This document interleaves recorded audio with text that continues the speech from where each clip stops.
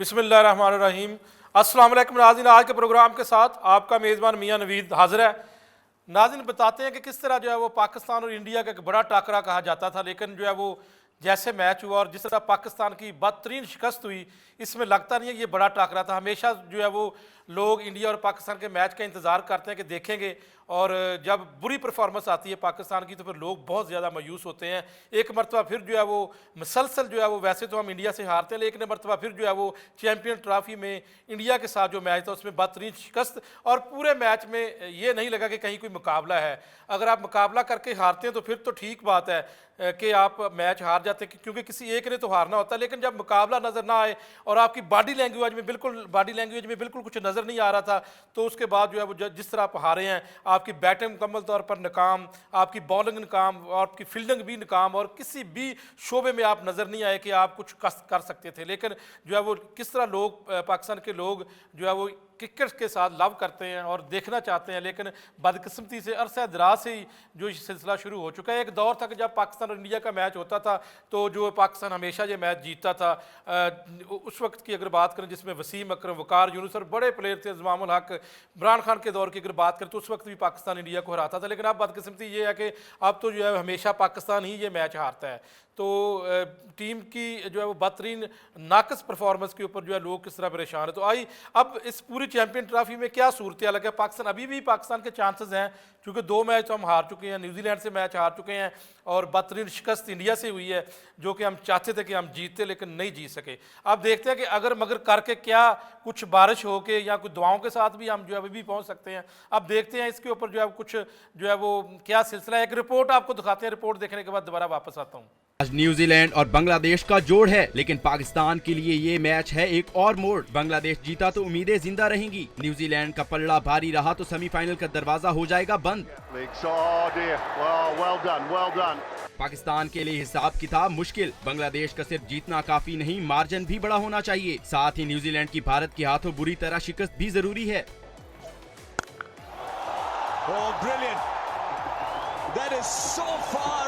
अगर किस्मत ने साथ दिया तो पाकिस्तान का सफर आगे बढ़ेगा, वरना खिलाड़ी करेंगे बोरिया बिस्तर बंद और पकड़ेंगे घर का रास्ता। अब देखना ये है कि किस्मत का सितारा चमकता है या फिर एक बार फिर पाकिस्तान क्रिकेट शायकीन को मायूसी का सामना करना पड़ेगा। नाज़रीन रिपोर्ट आपने देख ली, और इस रिपोर्ट के बाद तो यही अगर मगर की सूरत हाल है कि अगर न्यूजीलैंड बुरे तरीके से हारे और बांग्लादेश अच्छे तरीके से जीते तो अगर मगर करके शायद कोई चांसेस बनते हैं, नहीं। लेकिन जो है वो अब इसके ऊपर मैं दिखा दूं कि आपको दिखाना चाहता हूं कि किस तरह लोगों की क्या राय है जो कि क्रिकेट से लव करते हैं। इसकी सबसे बड़ी एग्जांपल ऑस्ट्रेलिया और इंग्लैंड का जो कज़ाफी स्टेडियम के अंदर मैच था, एक बड़ी तादाद लोगों की आई और लोगों ने जो है वो मैच को देखा, क्योंकि वो लव करते हैं लोग। अब लोगों की राय देखते हैं, लोग क्या कहते हैं। बेसिकली जो पाकिस्तानी टीम की मैनेजमेंट है ना, उसने टीम को सही से मैनेज नहीं किया हुआ, प्रेशराइज हो जाते हैं। इनमें थोड़ा कॉन्फिडेंस होना चाहिए खेलने का, जिस वजह से पाकिस्तान को कल एक बड़ी शिकस्त का सामना करना पड़ा। इनिंग खेली है विराट कोहली ने, इनिंग तो वो है जो ये खेल रहे हैं, ये कौन सी इनिंग है? नहीं, नाहली नहीं थी। हमारी टीम बहुत अच्छी है, बहुत अच्छा परफॉर्म करेगी, करती रही है, लेकिन ये है कि ये तो हार जीत है। नाइली पहले ये है कि जब क्रिकेट को सियासत से दूर कर दिया जाए तो मैं समझता हूँ कि जो है ना क्रिकेट के लिए ना वो एक अच्छा काम होगा। बहुत ज़्यादा मायूस कुन कारकर्दगी थी। मैं थोड़ा सा ये समझता हूँ कि अगर थोड़ी सी एक कोशिश कर ली जाए, हमारी टीम से सियासत को थोड़ी देर के लिए दूर कर लिया जाए, तो आई थिंक हम इसमें बहुत अच्छी डेवलपमेंट्स लेकर आ सकते हैं। जब पाकिस्तान इंडिया का मैच होता है, you are very excited to see that, लेकिन जब आपको पता चलता है कि वो हार गए हैं तो जो डिसअपॉइंटमेंट होती है ना, वो हद से ज़्यादा वाली होती है। I am broken now. I was watching the match on my mobile. Whenever Babar Azam is get out, I was broken. पहले फैसला ही उनका गलत था कि बैटिंग करनी, फिर बाबर और इमाम आए, स्कोर अच्छा जा रहा था, फिर आउट हुए वो, फिर तो ऐसे लाइन ही लगती की है। फिर हम बैठ के ऐसे वो देखते हैं कि भाई कुछ कहीं पे स्कोर हो जाए, कहीं पे स्कोर हो जाए। हमने कहा आखिरी 10 ओवर में हो जाएगा, आखिरी 5 ओवर में हो जाएगा, आखिरी ओवर में हो जाएगा, बस ख़त्म। हमने कहा भाई अल्लाह के सहारे चल रहा है मुल्क, टीम भी अल्लाह के सहारे चलेगी। पाकिस्तान और इंडिया का मैच एक अवाम की दिल की धड़कन होती है मैच, लेकिन उसमें भी हमने जो है ना मायूसी फील हुई है और बहुत ही दुख हुआ है। जी मुझे इस तरह ही लगा जैसे हमेशा लगता है, पहले ही उम्मीद थी कि पाकिस्तान हमें यही करके दिखाएगा और जो जैसा उम्मीद थी वैसे ही हुआ है। और बस यही कहना चाहेंगे। मतलब एक्सपेक्टेड था जैसी टीम गई है, लेकिन ऐसा एक्सपेक्ट नहीं किया था कि फ़ौरन 2 मैचेस खेल के ही हमारी टूर्नामेंट से वापसी हो जाएगी, क्योंकि जितना हम लोगों ने पहले तंग करके रखा हुआ था कि नहीं पाकिस्तान में क्रिकेट करनी है, पाकिस्तान में क्रिकेट करनी है, और अनफॉर्चुनेटली हमने एक मैच इधर खेला और एक मैच दुबई में खेला, और उसके बाद हम लोग दोनों मैचेस हार के टेक्निकली टूर्नामेंट से बाहर हो ही गए हैं। पाकिस्तान मैच नहीं हारा, पाकिस्तान तो टूर्नामेंट से ही बाहर चला गया है, और उसकी मेन रीज़न ये है कि 2017 में जो हम जीते थे, इंडिया को हरा के चैम्पियन बने थे, इस दफ़ा तो हम चैम्पियन का नाम लेने वाले भी नहीं रहे, सेमीफाइनल तक नहीं गए, और बहुत बुरा खेले है हमारी टीम। ना बॉलिंग में अच्छी रही, ना बैटिंग में रही, फील्डिंग तो उससे भी ज़्यादा आउट क्लास थी ना, कि माशाल्लाह ऐसे लग रहा है जैसे बच्चे जंप मार रहे हैं बॉल को देखने के लिए, बॉल पकड़ने के लिए कोई भी नहीं एफर्ट कर रहा था। और दूसरा शफाशी कल्चर जब तक रहेगा तो इंशाल्लाह इतनी इज़्ज़त हमें मिलती रहेगी आलमी दुनिया क्रिकेट में, जो हमारी कल इज़्ज़त अफजाई हुई है। बकाया टीम में सारी सबसे मेन वजह ये है कि कप्तानी को लेके ना 4 लोग जो है ना खींचातानी में ही हैं। तो मेरे ख्याल में बाबर आजम साहब के लिए तो कल का मैच सबक है कि कोहली को देख लें, जब से खेल रहा है मुल्क के लिए खेल रहा है और अपनी ज़ात के लिए नहीं खेल रहा, और कल 100 उसने करके दिया अपने मुल्क को, ना कि अपने नाम को। नाज़रीन, आपने देख लिया कि किस तरह लोगों की राय है। कुछ तो लोग पहले से दिल हारे बैठे थे कि टीम की सिलेक्शन ही ऐसी थी कि कोई लगता नहीं था कि ये कोई इंडिया के सामने खड़ी हो सकेगी। कुछ लोगों का ये कहना है कि ये सिफारशी कल्चर ख़त्म किया जाए। तो ये एक आम बंदे की बात है, जो आम लोग हैं वो भी क्रिकेट के मतलब इतनी सेंस रखते हैं कि हमें क्या करना है और कैसे हम जो है वो ये मैच जीत सकते हैं, कैसे टीम को बेहतर कर सकते हैं। तो फिल वक्त तो जो इस वक्त जो है हमारी जो है वो शहरी जो है वो इसके ऊपर बड़े अफसरदा हैं, क्योंकि इंडिया से हार हम बर्दाश्त नहीं कर सकते। बाकी टीमों से चलो हार भी जाएं, लेकिन इंडिया से लोग चाहते हैं, पाकिस्तानी चाहते हैं कि इंडिया से कम मैच जीतें। लेकिन और पूरे मैच की अगर बात करें तो कहीं कुछ लगा नहीं कि आप जो है वो बड़े दिल के साथ खेल रहे हैं, आप कुछ नज़र आ रहा है, कुछ जज्बा है, तो इसको बिल्कुल कुछ नज़र नहीं आया इस पूरे मैच में, और बदतरीन शिकस्त हुई। और जो है वो अब टेक्निकल ग्राउंड के ऊपर बात करें, टेक्निकल तौर पर तो हम तकरीबन बाहर ही हो चुके हैं, और बनता भी नहीं है कि आप 2 मैच बुरे तरीके से हार चुके हैं, और अब भी अगर आप उम्मीद लगाए बैठे हैं तो मैं समझता हूँ कि ये जो है वो दुरुस्त बात नहीं है। अब वो चैम्पियन टीमें जो रह गई हैं वो टीमें जो है वो बाकी चैम्पियन ट्रॉफी खेलेंगी, हम अब सिर्फ इसका इनकाद कराएंगे, वो पुरअमन तरीके से हो जाए, यही हमारे लिए बेहतर है।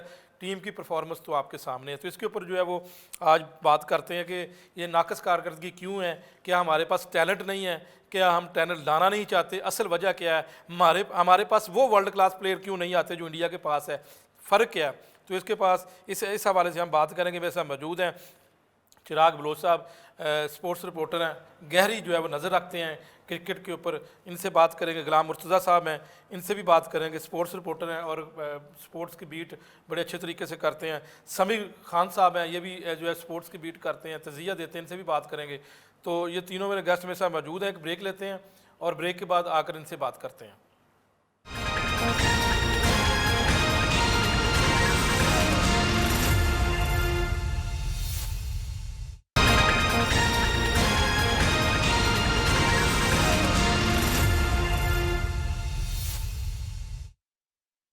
वेलकम बैक नाज़रीन, पाकिस्तान की बदतरीन शिकस्त के ऊपर आज बात करेंगे कि किस तरह इंडिया से पाकिस्तान मैच हारा, क्या वजूहात है, कैसे इस टीम को बेहतर किया जा सकता है, सिलेक्शन कमेटी ने कौन कौन से खिलाड़ियों को शामिल नहीं किया, अगर हम उनको शामिल कर लेते थे क्या सूरत हाल बेहतर होती। इसके ऊपर सबसे पहले मैं बात करना चाहता हूँ, चिराग बलोच साहब बताएँ कि क्या समझते हैं आप इस नाकस कारकर्दगी ऊपर, बदतरीन कारकर्दगी के ऊपर, वो भी इंडिया के खिलाफ, क्या कहना चाहते हैं? देखिए, मेरे ख्याल से सबसे पहले चीज़ तो ये है कि मेरे ख्याल से जिस तरह से सिलेक्शन हुई है प्लेयर्स की चैंपियंस ट्रॉफी के लिए और ट्राई सीरीज़ के लिए, वहीं से जो है वो बहुत सारे मामला गलत हुए। इससे पहले हमने देखा कि पाकिस्तान ने ऑस्ट्रेलिया में हराया, साउथ अफ्रीका को साउथ अफ्रीका में हराया और जिम्बाब्वे को भी हम हरा कर आ रहे, तो हमारा कॉन्फिडेंस ज़्यादा अच्छा होना चाहिए था इससे, जो कि हमने परफॉर्मेंस अभी दिखाई है ग्राउंड के अंदर। और हमारे होम ग्राउंड के अंदर ये सीरीज़ हुई थी, इसे ट्राई सीरीज़ भी पाकिस्तान के अंदर ही हुई और यहाँ पर चैंपियंस ट्रॉफी भी पाकिस्तान के अंदर 29 साल के बाद हो रही थी। तो हमें इस चीज़ का एडवांटेज होना चाहिए था, बजाय कि जब हम मैदान के अंदर गए हैं, हम ग्राउंड के अंदर गए हैं, तो बिल्कुल ही मुख्तलिफ चीज़ें थी। जो हम पहले क्रिकेट खेल के आ रहे थे वो बिल्कुल मुख्तलिफ थी। हमारे पास जो पिछले 3 टूर गुजरे, साउथ अफ्रीका, ऑस्ट्रेलिया और जिम्बाब्वे वाला गुजरा, उसके अंदर हमारे पास कम्बिनेशन प्लेयर्स का और था। इधर आकर हमारे पास कम्बिनेशन ही वही बदल गया। अचानक तब्दील क्यों किया गया कम्बिनेशन? ये अब सेलेक्टर्स ही इसका बेहतर जवाब दे सकते हैं, क्योंकि हमारे हिसाब से क्योंकि 1 से 2 प्लेयर भी अगर प्लेइंग 11 के अंदर ऊपर नीचे हो जाए तो आपका कम्बिनेशन उससे डिस्टर्ब हो जाता है। एक तो साइम अयूब की अनफॉर्चुनेटली इंजरी जो है वो साउथ अफ्रीका टूर के अंदर हो गई थी, जो कि हमारे सेटबैक लगा उस चीज़ से। लेकिन उससे ज़्यादा हमने जब खुशदिल शाह और फ़हीम अशरफ को टीम में डाला जिनकी परफॉर्मेंस ही नहीं थी, हमने उन प्लेयर्स को बाहर किया। सुफियान मुकीम जो कि जिसकी हमें ज़रूरत थी इन पिचेस के ऊपर, हमने उसको बाहर करके हमने फ़हीम अशरफ को टीम में डाला। हमने खुशदिल शाह को, जो कि खास कोई वनडे की परफॉर्मेंस की अगर हम देखें रिसेंटली, उनको अगर जिसके ऊपर सेलेक्टर्स ने भी बात की, जिसने भी उसको उनकी सिलेक्शन के ऊपर बात की है, तो उनका कहना है कि हम उनको देखें जी, उनकी बीपीएल के इवन सरफराज मोहम्मद रिजवान कप्तान है, उन्होंने प्रेस कॉन्फ्रेंस के दौरान इस चीज़ का जिक्र किया था कि हमने उनको जी आपने बीपीएल के अंदर उनकी परफॉर्मेंस देखे, बांग्लादेश प्रीमियर लीग के अंदर वो T20 लीग है, हम T20 लीग की बेस के ऊपर हमने खुशदिल शाह को वनडे की टीम के में सेलेक्ट किया है। तो क्या ऐसा होना चाहिए कि वनडे में अगर कोई T20 में अगर कोई परफॉर्मेंस दे रहा है तो उसको वनडे में शामिल कर लेना चाहिए? बाकी टीमों में तो ऐसा बिल्कुल नहीं होता। ये हमारे पाकिस्तान है, इधर हमेशा इस तरह चलता है कि हम T20 की बेस के ऊपर हम टेस्ट की सिलेक्शन कर लेते हैं, हम वनडे की सिलेक्शन कर लेते हैं, हम जहां पर टेस्ट में जो परफॉर्म कर रहा हूं इसको T20 और वनडे के अंदर डाल लेते हैं। तो मेरे ख्याल से पहले उनको डोमेस्टिक खिलाकर उस चीज़ के लिए तैयार करें, बजाय कि उनको सीधा उस एक परफॉर्मेंस के ऊपर, एक फॉर्मेट की परफॉर्मेंस के ऊपर उनको टीम में डाल रहे हैं। बिल्कुल ठीक है। समीर साहब बताइएगा कि आप क्या समझते हैं, ना बैटिंग में चल सके ना बॉलिंग, हम कहते हैं वर्ल्ड क्लास बॉलिंग है, इंतहाई बेहतरीन कारकर्दगी बॉलर्स की देख लें आप, खासतौर पर जो फास्ट बॉलर्स हैं, तो 3 स्पिनर हमने नहीं खिलाए, 2 नहीं खिलाए, 1 के साथ हम गए हैं। तो क्या समझते हैं, क्या कौन सी ऐसी वजूहात हैं? देखें, जो सबसे पहली चीज है ना, हमने अगर मैं आपको स्टेट्स की बात बताऊं तो पिछले 1 महीने में 5 ODIs पाकिस्तान ने खेली हैं। अब इन 5 ODIs में पाकिस्तान ने अपना 5वां प्रॉपर बॉलर नहीं खिलाया। 5वें प्रॉपर बॉलर की बजाय हमने 2 पार्ट टाइमर जो है उनसे 5वें बॉलर का काम लिया, जिनमें खुशदिल शाह है और सलमान अली आगा है। इन 2 बॉलर से जो असल में पार्ट टाइमर है उससे हमने 5वें बॉलर्स का काम लिया। अब उनका अगर मैं स्टेट्स बता दूं कि उन्होंने पिछले 5 जो ODIs के लिए हैं उनमें सिर्फ 2 विकेट लिए हैं और उनका जो एवरेज है वो 165 है। 58.4 ओवर्स उन्होंने डाले हैं। और इसके साथ अगर आप स्पिनर्स की बाकी बात कर लें, हमारे पास और भी ऑप्शंस थे, लेकिन आपको पता है कि चाइनामैन जैसे सुफियान मुकीम है वो काफी इफेक्टिव रहते हैं यूएई की कंडीशन में भी और पाकिस्तान की कंडीशन में भी। हर दूसरी टीम ने 2-2 3-3 स्पिनर्स के लाए, अपने साथ स्क्वाड में शामिल किए। अब ये नहीं पता कि सेलेक्टर्स ने क्या सोचकर, क्या उनके पास ऐसी क्या स्ट्रेटेजी थी जो उन्होंने अपने दिमाग में लाई और उन्होंने इस बेस की ये टीम बनाई। अभी तक मुझे फ़हीम अशरफ की जो सिलेक्शन है वो उसकी समझ नहीं आ रही कि वो किस बेस पे आया है, उसने बैक एंड पे कौन सी परफॉर्मेंस की है, कौन से डोमेस्टिक खेले हैं। खुशदिल शाह भी सेम है, आल्दो उसने 1-2 इनिंग्स खेली हैं जो से अपने सिलेक्शन को जस्टिफाई तो कर रहे हैं, लेकिन वो ODI बेस पे बिल्कुल भी टीम में नहीं आए। एक तो जी उनके पास जो कप्तान है रिजवान, उनके साथ वो मुल्तान सुल्तान में भी खेलते हैं। दूसरा उनको रिसेंटली जो BPL की परफॉर्मेंस है उसके बेस पे उन्होंने उठा के टीम में ले आए। आपके पास इससे बेटर ऑप्शंस थे जो ODI के हैं। आपने लास्ट टाइम जो सीरीज 2-3 खेली हैं उसमें आपने इरफान नियाजी को आजमाया, उन्होंने वहां पे डिलीवर किया 6 नंबर 5 नंबर पे, लेकिन आपने जब चैंपियंस ट्रॉफी की बारी आई जिसके लिए आपने वो सीरीज में मुख्तलिफ प्लेयर्स को आजमाया, और जब चैंपियंस ट्रॉफी की बारी आई आपने उस स्क्वाड से उन मेन प्लेयर्स को बिल्कुल ड्रॉप ही कर दिया जो उसको आप तैयार कर रहे थे, आजमा रहे थे। लेकिन समीर साहब मेरा सवाल आपसे ये है कि हम हमेशा जो कहते हैं जी हमारा जो फास्ट बॉलर है वो वर्ल्ड के नंबर 1 फास्ट बॉलर है, बड़ा स्ट्रॉन्ग हमारा अटैक है फास्ट बॉलर का, लेकिन जब भी बड़े बड़े मैच मैंने जब भी देखे हैं, ख़ासतौर पर इंडिया के खिलाफ देखे हैं, तो ये आउट नहीं कर सके, जिसके ऊपर हम बहुत ज़्यादा इंतजार करते हैं। शाहीन शाह अफरीदी, नसीम शाह और तीसरे जो फास्ट बॉलर हैं, इनको मार पड़ती है। देखिए शाहीन की बात करें, नसीम की बात करें या हारिस रऊफ की बात करें, तीनों जो हैं वो शॉर्ट फॉर्मेट के बॉलर्स हैं। आप उनकी जो करियर देख लें, उन्होंने पूरी जो अपनी करियर है उसमें ज़्यादातर T20s ही खेली हैं।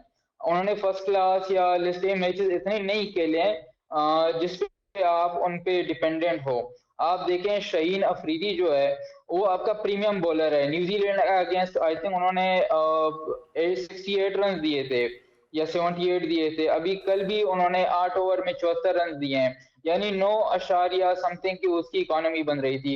हारिस रऊफ जो है उन्होंने पहले मैच में जो है वो 80 प्लस दिए थे, कल भी उन्होंने कोई 7 ओवर में 50 प्लस दिए हैं। अब ये अगर आपकी प्रीमियम बॉलर्स की ये परफॉर्मेंस है तो it means they are not good at this level. अब पाकिस्तान को, जिसको हम पेस फैक्ट्री कहते थे, जो कि आज से एक अरसा पहले तक हमारी जो फास्ट बॉलिंग थी वो हमें मैचेस जितवाया करती थी, टूर्नामेंट्स जितवाया करती थी, हमें सीरीज जितवाया करती है, लेकिन जो अभी की फास्ट बॉलिंग है बहुत मीडियोकर टाइप की फास्ट बॉलिंग हमारे पास सुरती सही हमें देखने को मिल रही है ना। उनसे एक लाइन और लेंथ पे बॉलिंग हो रही है। जो मेन चीज है ना, हमारी जो बॉलर है वो, अब हारिस रऊफ को देख लें, वो वेरिएशन पे वो करते हैं। अब वेरिएशन जो होते हैं ये आप 4 ओवर में तो डाल सकते हैं, क्योंकि 24 बॉल का तो आपका टोटल स्पेल होता है, उसमें आप 2-4 60 बॉल करना मुश्किल होगा।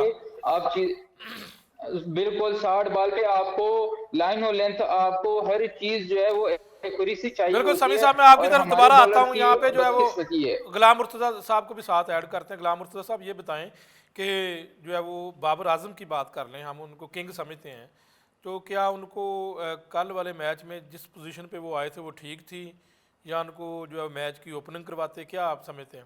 नहीं, पोजीशन तो ठीक नहीं है। पोजीशन तो उनका नंबर जो है वो तीसरा नंबर है। 1 डाउन बारी लेने के लिए आते हैं, अपने पूरे करियर में उन्होंने तीसरे नंबर पे बारी ली है और वहाँ पे उनकी एवरेज भी बेहतर है, तो उनको ओपनिंग करवाएगी। पहले तो मैं इसके बहुत ज़्यादा खिलाफ हूँ कि आपको स्पेशलिस्ट ओपनर पहले ही लेके जाना चाहिए था। दूसरा, हमारी टीम की अगर बात करें, इस मैच में हमने इंडिया के खिलाफ 147 डॉट बॉल खेली हैं और पहले 27 ओवर में हमने सेंचुरी की थी डॉट बॉल खेलने की। डॉट बॉल खेलने की ना खेलने की वजह हमारे बैट्समैन टेक्निकल उतने स्ट्रांग नहीं है, या वजह क्या है, या उन्होंने बॉलिंग अच्छी की है? नहीं, बॉलिंग तो वो अपनी लाइन पे कर रहे थे, हमारे बैट्समैन को सिंगल लेना नहीं आती। अगर हम देखें 27 ओवर में हमने सेंचुरी कर ली कि डॉट बॉल की। डॉट बॉल खेलने से प्रेशर एक दूसरे बैट्समैन पे आ जाएगा पहले। उसके बाद पिछले मैच की बात करें तो 161 डॉट बॉल हमने खेले थे न्यूजीलैंड के अगेंस्ट। तो इतने डॉट बॉल जब आप खेलेंगे तो प्रेशर ऑटोमेटिकली बैट्समैन के ऊपर आएगा। जब स्ट्राइक रोटेशन नहीं है, आपकी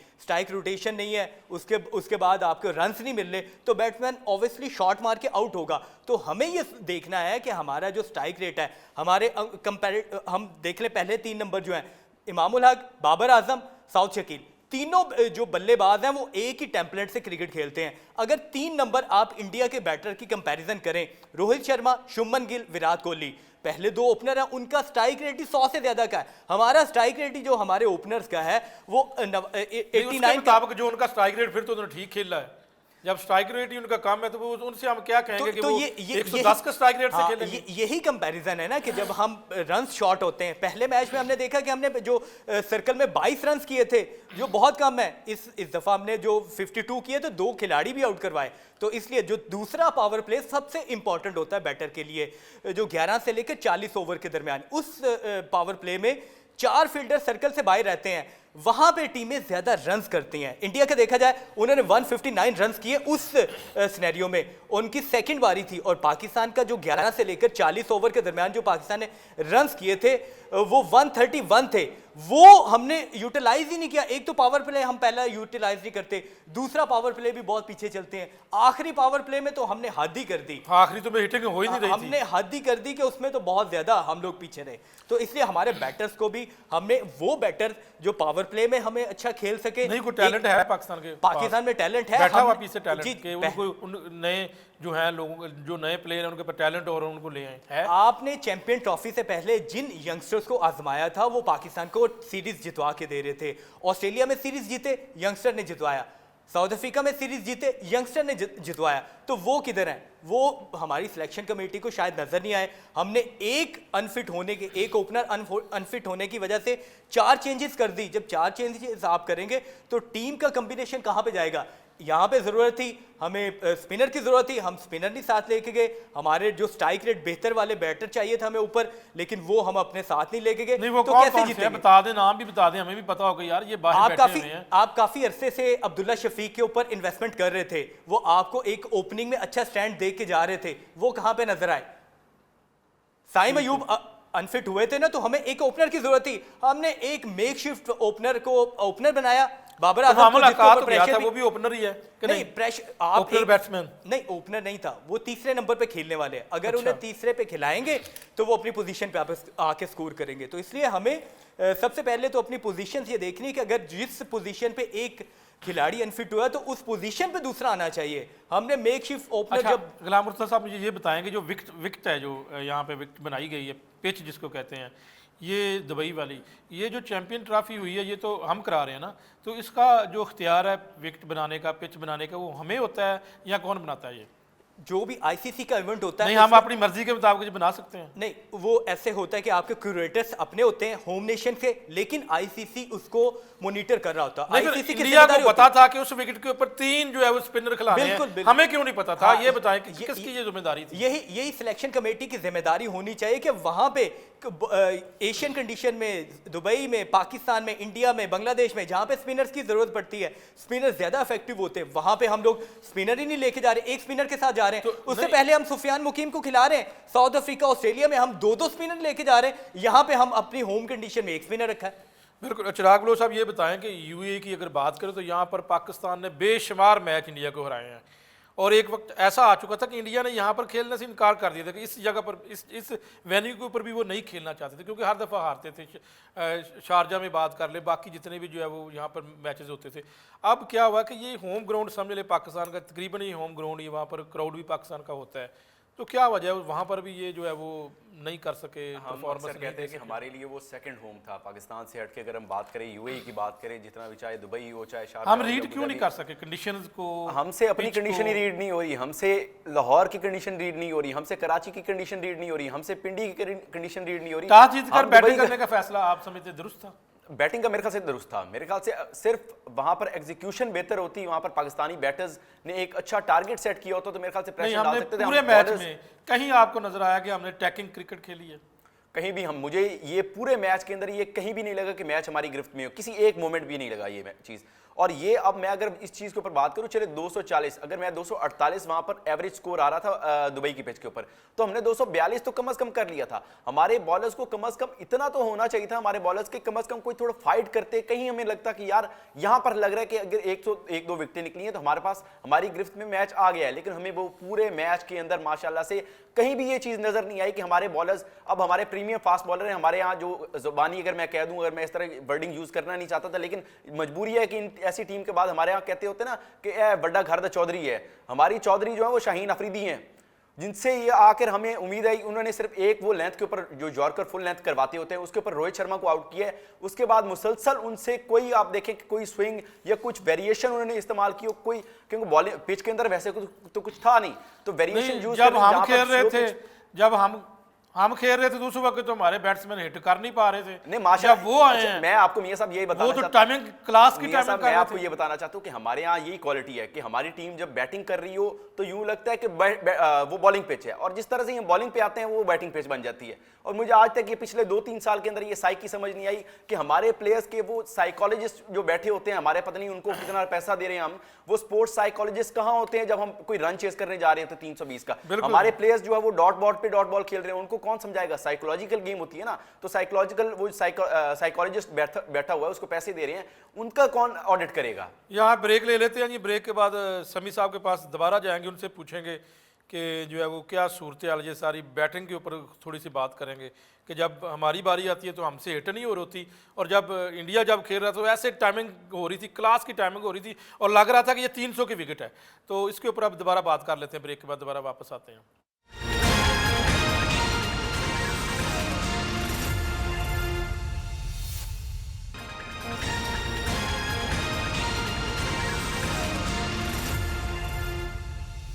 वेलकम बैक नाज़रीन। समीला साहब बताइएगा कि ये जो कल वाला मैच था जिसके ऊपर बुरे तरीके से हम हारे और हर शोबे में जो हमें आउट क्लास किया इंडिया ने, और ये बता दें कि जब इंडिया की बैटिंग थी और इंडिया जब बैटिंग कर रहा था तो ऐसा लग रहा था कि वो टाइमिंग भी क्लास ही कर रहे हैं, हिटिंग भी ठीक हो रही है, और जो है वो जब हमारे बैट्समैन खेल रहे थे जो हम शॉट भी मारते थे और जो है वो बाउंड्री पार नहीं करती थी, और जब उनकी बारी थी तो वो ऐसा लग रहा था कि ये बैटिंग ट्रैक है और यहाँ पर 350 का टारगेट होना चाहिए था।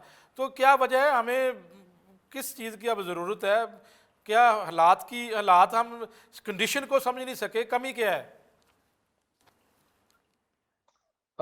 कमी तो ये आज तक इनको खुद भी नहीं समझ आई, जो हमारे सिलेक्शन कमेटी है, मैनेजमेंट है, कि हमें कमी क्या है, कि वो जब सिलेक्शन करते हैं टीम की तो किन बेसिस पे करते हैं, ये हमें भी समझ नहीं आती। और मुझे लगता है वो एआई के थ्रू या चैट जीपीटी के थ्रू वो ये सारी सिलेक्शन करते हैं, लेकिन बेसिक चीज़ है कि हमारी जो नीचे से लेवल है ना, डोमेस्टिक लेवल से, यहाँ से हमारे पास मसाइल आते हैं। मसाइल ऐसे आते हैं कि अगर आप देखें, परसों साउथ अफ्रीका और ऑस्ट्रेलिया का मैच हुआ, इंग्लिश और खेरी ने अच्छा खासा उनको मैच जीतवाया, अच्छा खासा मैच लेके गए, अच्छा खासी इनिंग्स की ली उन्होंने, लेकिन उनका बेस क्या था? डोमेस्टिक उनके 100 150 मैचेस हैं। पाकिस्तान में आप प्लेयर्स को 1 या 2 या 3 या चलो ज्यादा से ज्यादा 10-12 मैचेस अगर वो डोमेस्टिक खेल लेता है तो उसको पाकिस्तान टीम में वो लेके आ जाते हैं। और कुछ प्लेयर्स तो ऐसे हैं जिन्होंने एक मैच भी डोमेस्टिक का नहीं खेला, डेब्यू पहले किया, डोमेस्टिक उन्होंने बाद में खेली, वो भी उन्होंने मेहनत समाजत करके उनसे डोमेस्टिक खिलवाई गई। मेन चीज है, जब आप अपने बेसिक पे काम नहीं करेंगे, जब अपनी बेसिक पे चीजों को ठीक नहीं करेंगे, अगर आप ऊपर चाहे जितनी भी पन्ने खा बनने की वो कोशिश करेंगे, लेकिन वो आपसे होगा नहीं। हमारी मेन चीज है कि हम स्ट्राइक रोटेट करना नहीं जानते, हम जो है शॉट खेलना नहीं जानते, हमें जो है अगर सीधी बॉल आए तो हम उसको, यानी बॉल को बनाना हमें नहीं आता, कोई बना बनाया बॉल आए हम उसको खेल लेते हैं, लेकिन अगर हमारे बैट्समैन को, हमारे बैटर्स को कोई बॉल अच्छा आए तो उसको हमें बनाना नहीं आता, हम अपनी जगह से हिलते नहीं है। मुर्तज़ा साहब, आप ये बताएं कि आउट ऑफ फॉर्म अगर बात कर लें, Virat Kohli out of form थे, वो कल आए, उन्होंने 100 कर दिया। जब भी कोई इस तरह का बड़ा मैच होता है इंडिया के खिलाफ, वो उसने हमेशा पाकिस्तान के खिलाफ वो मैच जितवाया। तो बाबर आजम भी जो है वो आउट ऑफ फॉर्म थे, तो क्या वजह है? वो तो कल 100 कर गए उस विकेट के ऊपर। अच्छा, बाबर आजम अब कितना उनको और चांस देना है? ठीक है कि बड़ा प्लेयर उसको कहते हैं, है भी, लेकिन अब कब तक इस तरह चलेगा?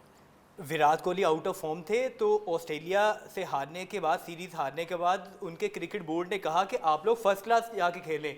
तो विराट कोहली अभी फर्स्ट क्लास का मैच खेल के आ रहे हैं, गो के वहाँ पे उन्होंने परफॉर्म नहीं किया, लेकिन हमारे प्लेयर कब जाएंगे फर्स्ट क्लास खेलने के लिए? वहाँ से कॉन्फिडेंस लेके आएंगे, रन्स करने का, लंबी बारी लेने का, विकेट के ऊपर खड़े होने का, टेम्परामेंट दोबारा से पैदा करने का। तो इसलिए बाबर आजम को भी चाहिए कि रन्स नहीं हो रहे, फर्स्ट क्लास क्रिकेट में जाएं, वहाँ पे जाके खेलें, थोड़ी कॉन्फिडेंस लेके आएँ, ताकि इंटरनेशनल क्रिकेट में दोबारा आके उन्हें ये पता चल सके कि मैं लंबी क्रिकेट खेल रहा हूँ, लंबी पिच पे खड़ा होकर मैं ज़्यादा वक्त गुजार रहा हूँ। तो इसलिए उनको भी चाहिए। और दूसरा, आपने विराट कोहली की बात की, तो विराट कोहली पाकिस्तान के खिलाफ हमेशा से रन्स करते हैं, वो पाकिस्तान के खिलाफ तो कभी आउट ऑफ फॉर्म हुए नहीं। लेकिन बाबर आजम के सिर्फ T20 जो दुबई में हुआ था वर्ल्ड कप, उसमें रन्स के अलावा इंडिया के खिलाफ कहीं पे रन्स नहीं हैं। तो ये हमें देखना चाहिए कि विराट कोहली ने हमेशा पाकिस्तान के खिलाफ रन्स किए, बाबर आजम ने तो एक मैच में किए। तो बाबर आजम साहब को भी डोमेस्टिक में भेजें कि नहीं? उनका नहीं बनता? भेजना तो चाहिए सबसे पहले तो, क्योंकि विराट कोहली जैसा प्लेयर जिसने 1400 रन्स कर दिए हैं, 51 सेंचुरियां वनडे में कर दी हैं, तो वो फर्स्ट क्लास क्रिकेट जाके खेल रहा है कि सिर्फ अपना कॉन्फिडेंस बूस्ट करने के लिए, दोबारा से मोमेंटम लेने के लिए। तो हमारे प्लेयर्स को क्या है, उन्हें जाना चाहिए। इतने तो रन्स बाबर आजम ने किए भी नहीं है जितने विराट कोहली ने कर दिए। इसलिए मेरे कहने का ये है कि हमारा बाबर आजम नो डाउट बहुत अच्छा प्लेयर है, विराट कोहली सेंचुरीज में जो है वो तेंदुलकर को भी क्रॉस कर गया। जी 51 सेंचुरियां उन्होंने बना दी हैं। तो अब ये देखें कि वो उनका ऑरा कहाँ पे है। तो इसलिए बाबर आजम नो डाउट अच्छे प्लेयर हैं, लेकिन उन्हें अपनी फॉर्म वापस लेके आने के लिए फर्स्ट क्लास में जाना होगा, वहाँ पे रन्स करने होंगे, ताकि उन्हें टाइम गुजारना विकेट के ऊपर दोबारा से आ जाए। चिराग बलोच साहब, ये बताएं कि अब तो मॉडर्न क्रिकेट है और मैचेस को टीवी के ऊपर देखा जाता है, वहाँ पे सीखा जाता है कि कौन प्लेयर कैसे खेलता है। कोई प्लानिंग नहीं की थी पाकिस्तान ने इंडिया के खिलाफ कि किस तरह अगर ओपनर आते हैं तो टैग कर दें आते ही? मैच तो आप पहले ही माइंड में था कि टीम कमज़ोर है, अगर आपने हारना है तो फिर खेल के हारे ना, पता लगे कि वाकई कोई मुकाबला किया है। इस चीज़ में कोई शक नहीं है। देखिए, तैयारी हर कोई करके जाता है। आजकल जितनी मॉडर्न टेक्नोलॉजी आ चुकी है, हर कोई जो छोटी छोटी चीज़ें देख के जाता है, तैयारी करके जाता है कि किस प्लेयर की कौन सी कमज़ोरी है, हम उस चीज़ के ऊपर अटैक करेंगे। अब मैं इसकी आपको मिसाल देना चाहता हूँ, हमारी क्या तैयारी थी। 23 वाला वर्ल्ड कप था और उसके अंदर आईसीसी ने एक वीडियो जारी की और उसके ऊपर उन्होंने दिखाया कि एक मतलब पर्टिकुलर नाम लेके कि ये फलानी शॉट है, पुल शॉट की बात हो रही थी, ठीक है। पुल शॉट का सब पाकिस्तानी प्लेयर्स ने, सब पाकिस्तानी बॉलर्स ने नाम लिया रोहित शर्मा का, भारतीय कप्तान है रोहित शर्मा, उनका नाम लिया कि पुल शॉट इनसे अच्छी कोई नहीं खेलता शॉर्ट बॉल को। और माशाल्लाह जब मैच आया पाकिस्तान का खेलने का भारत के खिलाफ और सारे पाकिस्तानी बॉलर उनको शॉर्ट बॉल कराई जा रहे और वहीं पे वो छक्के लगा रहे थे। मुझे इस चीज़ की समझ नहीं आती कि जब आप लोगों को खुद हमारे प्लेयर्स को अंदाजा है कि ये प्लेयर्स की ये चीज़ फेवरेट है, यहाँ पर सबसे अच्छा खेलता है और हम लगातार उसको बॉलिंग वहीं पे कर रहे हैं, ये चीज़ हमें ये शो करती है कि हम साइकोलॉजिकली स्ट्रांग नहीं है। हमें भूल जाते हैं मैदान में जाकर के क्या किसकी क्या कमजोरी थी, किसकी क्या स्ट्रेंथ है कि जिसके ऊपर उसको नहीं खिलाना और कहाँ पर उसको बॉलिंग करवानी है। हमारे साहब आपकी सर्जरी हो गई या नहीं? सर्जरी तो हम पता नहीं काफी पूरा साल हो चुका है अब तो सुनते हुए, लेकिन सर्जरी जो है ना वो हो नहीं पा रही। जब सर्जरी हुई थी, सर्जरी हुई थी और उसके बाद दोबारा सर्जरी के बाद दोबारा उन्हीं प्लेयर्स को वापस ले गया, मेजर नहीं हुई अभी तक। देखिए, हम उम्मीद करते हैं कि सर्जरी करके जो जिन प्लेयर्स को ज़रूरत है टीम के अंदर उनको लाया जाए, यंगस्टर्स को मौका दिया जाए ताकि वो डेवलप हों आगे। क्योंकि अब मेरे ख्याल से 26 के अंदर दोबारा वर्ल्ड कप है, वो श्रीलंकन कंडीशंस के अंदर हमने खेलना है। स्पिनर्स को तैयार करें वहां पर, अपने हमारे सुफियान मुकीम को जितना मौका देंगे उतने ज्यादा ग्रूम होंगे। अगर मौका ही नहीं देंगे एट द एंड टाइम पे ले जाएंगे, कोई फायदा नहीं। चिराग बलोच साहब यही बताएं कि स्टेडियम बनाने में लग रहे हैं, टीम बनाने में शायद हम नहीं रहे।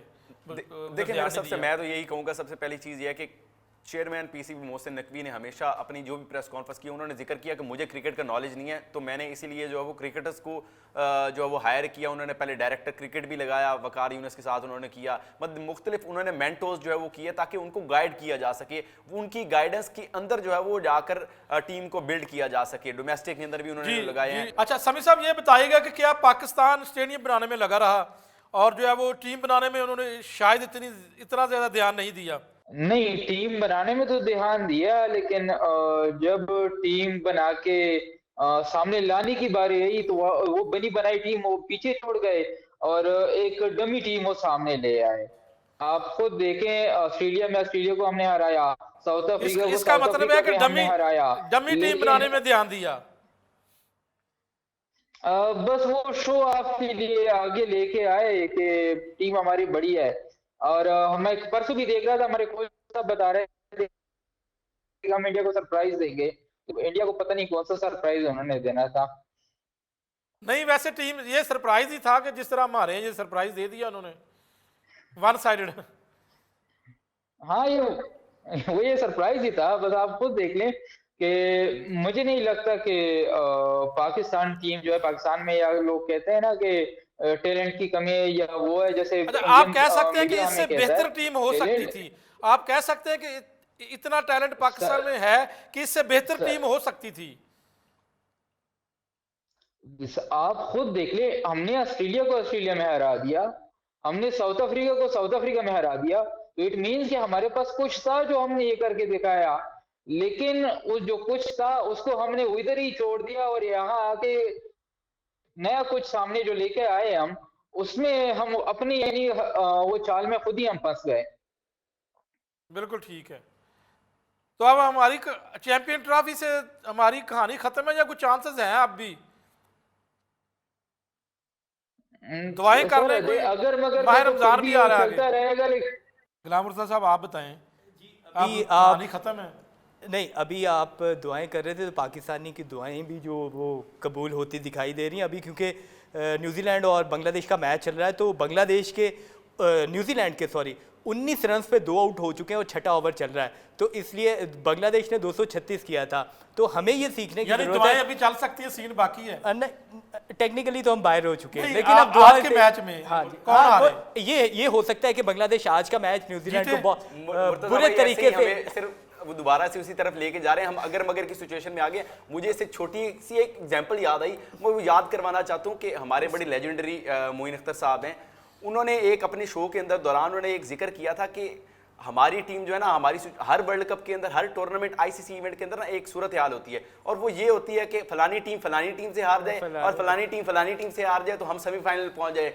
तो वो छड्डो जी है भी कोई सेमीफाइनल में पहुंचना आया नहीं, मैं लाइटर नहीं हमारा वही है। चिराग साहब पूछ रहे हैं शायद कोई चांस, मेरा भी दिल कर रहा है कि टीम अभी चैंपियन ट्रॉफी में रहे। नहीं, ज़्यादा जो लाइटर नोट में ये बात कर रहा था कि बांग्लादेश ने न्यूजीलैंड के 19 रन्स पे 2 आउट कर दिए, तो स्कोर उन्होंने भी बहुत ज़्यादा नहीं किया, लेकिन हमें ये सीखने की ज़रूरत है, देखने की ज़रूरत है कि अगर जो बांग्लादेश जो सेकंड टियर की टीम है, तो क्या पाकिस्तान भी सेकंड टियर की टीम ही बनती जा रही?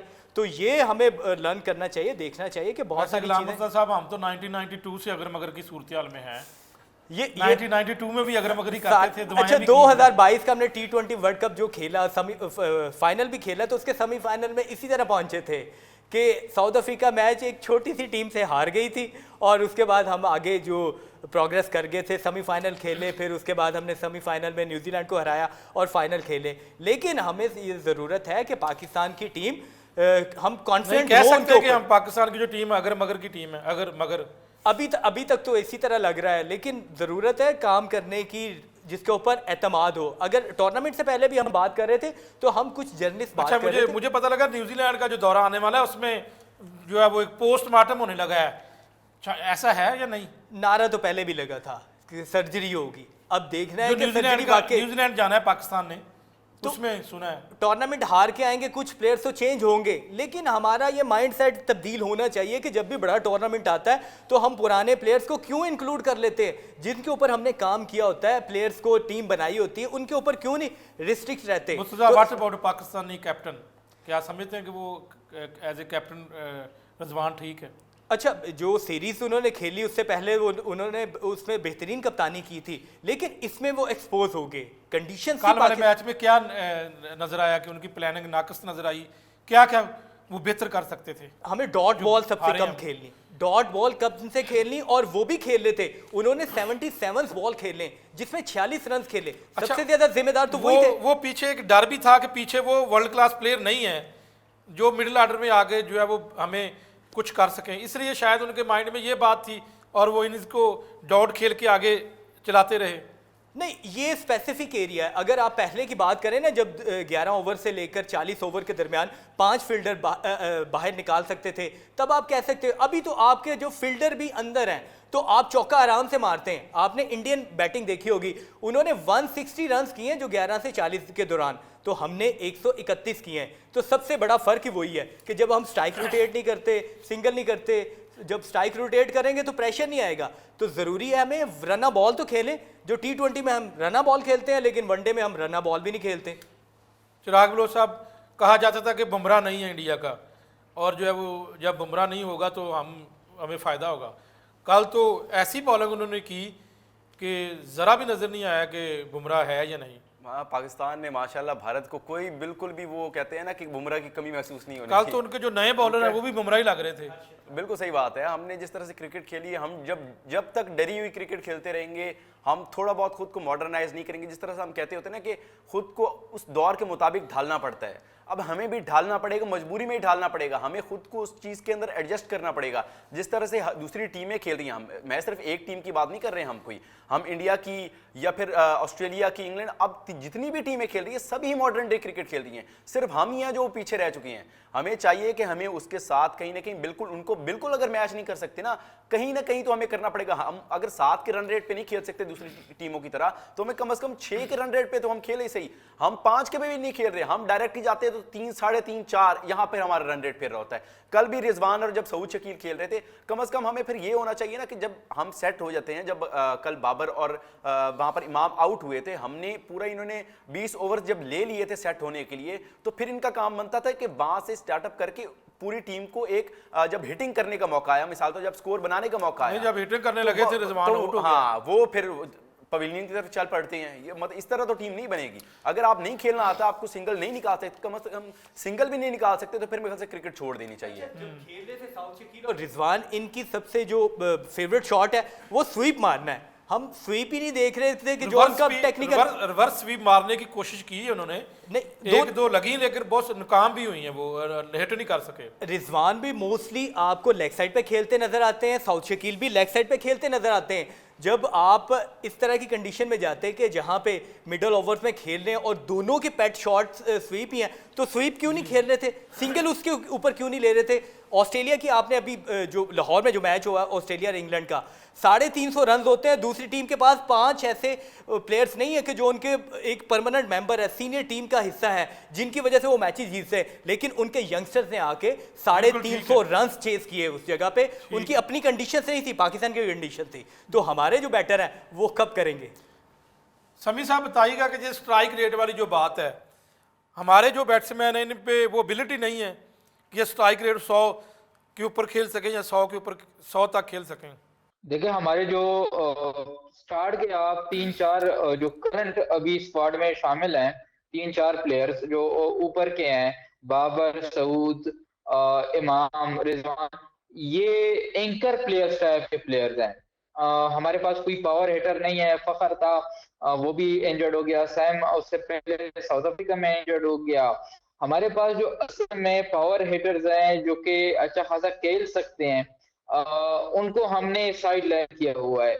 आप मोहम्मद हारिस को देख लें, उन्होंने जो इमर्जिंग एशिया कप था वो भी ओडीआई फॉर्मेट में था, उनमें उन्होंने परफॉर्मेंस की, लेकिन उनको इग्नोर किया जा रहा है लगातार एक अरसे से। और हमारे पास हम आप ये भी देखें कि हमने अभी तक फखर और सैम के बाद किसी ऐसे प्लेयर को नहीं आजमाया जो कि हमें इन दोनों का बैकअप के तौर पर वो सामने आए। फखर जो है वो मेरे ख्याल में 2 साल मजीद खेलेंगे, 1.5 साल मजीद खेलेंगे, लेकिन हमने उनको कोई बैकअप अभी तक तैयार नहीं किया, ना ही हमने उस पर तैयारी पे कोई काम किया है। और जो तीसरा आपका है बाबर आजम, उसको आपने ओपनर बना दिया। जब आप नंबर 3 के बैटर को ऊपर लेके आते हैं तो आपका नीचे का ऑर्डर भी डिस्टर्ब होता है। जब नीचे का ऑर्डर डिस्टर्ब होता है तो अपनी पोजीशन से हटके अगर वो कोई खेलता है तो वो अपनी पोजीशन से हटकर खेलने में वो थोड़ी बहुत उनको प्रेशर आता है। मिसाल के तौर पर आप खुद देख लें कि जब दायरा खुलता है पावर प्ले के बाद, तो बाबर की एवरेज क्यों अच्छी है नंबर 3 पे? वजह यह है कि दायरा खुलता है तो वो सिंगल डबल लेने की कोशिश करते हैं, लेकिन जब दायरा वो फील्डर उसके आगे होते हैं, अगर उसको सिंगल डबल नहीं लेना तो वो बाउंड्री की तरफ जाता है, उस पर प्रेशर आता है कि अब मैंने बाउंड्री मारनी है क्योंकि मेरी सिंगल डबल नहीं आ रहा है। अब जब प्रेशर पे वो खेलता है तो उसके एज लग जाते हैं, उस पे एज लगने की सूरत में वो आउट मजीद भी उस पे वो आ जाते हैं, प्रेशर में आ जाते हैं, और उसके साथ जो नॉन स्ट्राइकर पे वो उसके साथ खेल रहा होता है वो भी प्रेशर में आ जाता है। समी साहब ये बताइएगा कि ये जो मामूल हक जिनको शामिल किया है, इनकी कोई परफॉर्मेंस थी? क्योंकि पहले इनको ड्रॉप किया, फिर इनको जो है वो इंजरी के बाद, फखर की इंजरी के बाद इनको शामिल कर लिया। अच्छा, मैं आपको एक दिलचस्प चीज बता दूं, हमारे पास जो हमारा सेकंड ऑप्शन था ना ओपनिंग के लिए, वो इमाम नहीं था, हमारे पास उस्मान खान था। उस्मान खान को हमने स्क्वाड में भी शामिल किया, लेकिन फखर जमान के इंजरी के बाद हमने उस्मान खान को नहीं आजमाया, हमने सीधा इमाम को लाके टीम में प्लेइंग 11 में शामिल कर दिया।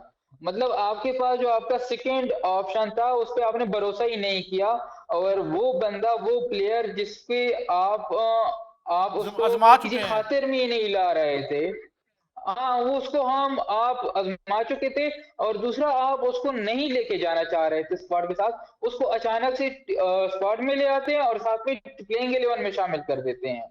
तो इस तरह की मैनेजमेंट जो होती है जब सिलेक्शन होती है तो वो ना आपकी समझ में आती है ना हमारी समझ में आती है। समय से बालातर है हर चीज़, सिलेक्शन किस किस्म की हुई है, और जो अब एक बहुत बड़ी गलती की कि स्पिनर्स जो आपके पास, सिर्फ स्पिनर्स की अगर बात करें तो एक ही है, और इस वक्त अगर पाकिस्तान के शायकीन की बात करें तो वो बिल्कुल मायूस हैं, क्योंकि जो है वो चाहते हैं कि पाकिस्तान की क्रिकेट टीम परफॉर्मेंस दिखाए, मैच जीते, और जो है वो उनको खुशी हो, लेकिन ऐसा होता नहीं है। अब तो day by day Pakistan cricket की अगर बात करें तो इंतहाई जो है वो नाकस कारकर्दगी जो है वो सामने आ रही है। और चैम्पियन ट्रॉफी एक बड़ा इवेंट था और इसमें उम्मीद लगाई जा रही थी कि जो है वो पाकिस्तान की क्रिकेट टीम कोई ना कोई कारकर्दगी दिखाएगी। अब जो है चिराग बलोच साहब, एक मैच रह गया हमारा, जी बिल्कुल एक मैच, तो क्या उसमें फिर कारकर्दगी दिखाकर फिर ये खिलाड़ी पक्के हो जाएंगे? मेरे ख्याल से अब शायद वो होता है ना कि एक आप कोई लॉलीपॉप अवाम को पकड़ा देंगे। अब अवाम जो है वो सोशल मीडिया का दौर है, अब अवाम नहीं छोड़ेगी। हमने लास्ट टाइम जब 24 वाला वर्ल्ड कप भी हुआ था तो अवाम का काफ़ी ज़्यादा अग्रेसिव जो है वो उनका हमने रिएक्शन देखा था। इस बार भी यही चीज़ देखी। हम कल जब ये मैच कवर कर रहे थे यहाँ पर, जब लाहौर के अंदर मुख्तलिफ स्क्रीन्स लगी हुई थी, वहाँ पर भी हमने लोगों को जब उन्होंने लगातार बने रहे, मतलब 8 घंटे का मैच देखना आसान काम नहीं होता, और वहाँ पर अच्छी खासी आवाम थी और लगातार वो जो है वहाँ पर बने रहे, उन्होंने पूरा मैच देखा। जब ये चीज़ जो रिएक्शन आता है एट द एंड, जब टीम हारी और वो परफॉर्मेंस थी एट द एंड, वो बहुत ज़्यादा फ्रस्ट्रेटेड और उनकी मुख्तलिफ इमोशंस देखकर जो है वो मौजूदे का अंदाजा हो रहा था। मौजूदे का इंतजार था, मौजे का इंतजार डेफिनेटली हर किसी को होता है। हमारे तजवीज़ दे दें इख्तिताम पर कैसे बेहतर किया जा सकता है। देखिए एट द एंड सिर्फ सिंपल यही है कि हमें जब तक हम स्ट्रक्चर अपना डोमेस्टिक का बेहतर नहीं करेंगे, हम डोमेस्टिक लंबा काम है, उसमें कई साल, हाँ वो अदरवाइज इतने साल फिर हम हारते नहीं रही, चीजें इंप्रूव तो होना शुरू हो जाएंगी, बेहतर होना शुरू हो जाएंगी। जी आप बताइएगा गुलाम मुर्तज़ा साहब। सबसे पहले कि जो हमारी जिस तरह की भी फर्स्ट क्लास हो रही है, PSL हो रही है, डोमेस्टिक क्रिकेट हो रही है, उसके परफॉर्मर्स को हम अपनी टीम में खिलाते रहेंगे, एक ये स्ट्रक्चर चलता रहेगा तो टीम परफॉर्म करती रहेगी। ऑस्ट्रेलियन स्ट्रक्चर देख लें, चाहे डोमेस्टिक का, इंग्लैंड का देख लें, जो परफॉर्म करता है वो टीम में आ जाता है। हमें आउट ऑफ द बॉक्स अगर हम सिलेक्शन करेंगे तो इस तरह के हमें नताइज भी देखने को मिलेंगे। और ऐसा नहीं है कि हर टूर्नामेंट से पहले आपने 2 या 3 लड़के जिनकी रिटायरमेंट हो गई हैं, जिनकी परफॉर्मेंस नहीं है, उनको सिर्फ इसलिए कि ये एक्सपीरियंस लोग हैं टीम में शामिल कर लिया जाए कि ये टीम को मैच जितवाएंगे, तो ऐसे नताइज सामने नहीं आएंगे। जी समी साहब तजवीज़ दे दें बेहतर कैसे करना है स्ट्रक्चर को, क्रिकेट स्ट्रक्चर को कैसे बेहतरी हो सकती है क्रिकेट टीम में? शॉर्टकट से तो कुछ नहीं होगा, लेकिन ये होगा कि वो इम्प्रूव हो, जो नया टैलेंट ऊपर आएगा वो इम्प्रूव होके यानी पॉलिश होके ऊपर आएगा। यहाँ पर जितने भी जो है वो स्पोर्ट्स के जो है वो एनालिस्ट हैं, उनका यही कहना है कि आप पाकिस्तान के क्रिकेट स्ट्रक्चर को बेहतर करना होगा, डोमेस्टिक क्रिकेट को बेहतर करना होगा और क्लब लेवल के ऊपर जो बेहतर करना होगा। परफॉर्मेंस की बुनियाद पर यहाँ पर एग्जांपल दी गई है कि किसी मुल्क की अगर बात करें, ऑस्ट्रेलिया, इंग्लैंड, इंडिया, जो भी इस वक्त टॉप की टीमें हैं, उनके जो है वो प्लेयर परफॉर्मेंस देकर आते हैं। सिफारशी कल्चर कहीं पर नहीं है। तो ये सारी चीज़ें अगर हम करेंगे तो टीम बेहतर हो सकती है। नाज़रीन आपने सुन लिया है, उम्मीद करते हैं कि ये टीम बेहतर हो और अगले आने वाले जो इवेंट्स हैं उसमें जीते। तो नाज़रीन आज इजाज़त चाहता हूँ, इंशाल्लाह कल फिर हाज़िर होऊंगा, तब तक के लिए अल्लाह हाफ़िज़।